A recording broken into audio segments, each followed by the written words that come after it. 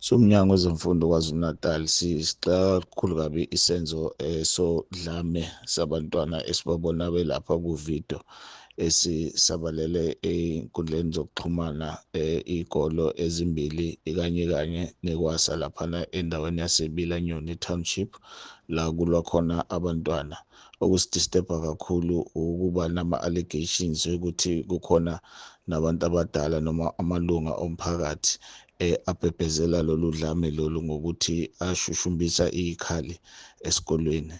Sesinxuse-ke ukuthi i-leadership ye-community kanye nomphakathi ukuthi isondele kulolu daba lolu ngoba uma linga-attendwa line-potential yokuthi lidisturbe iy'kolo ukufunda kwazo nokufunda kwabantwana ikakhulukazi ngoba iy'kolo lezi ezinano-grade 12 kusiwarisha kakhulu, kodwa sinalo-ke ithemba ukuthi i-leadership yaleya ndawo bali-attenda lolu daba kuzolunga.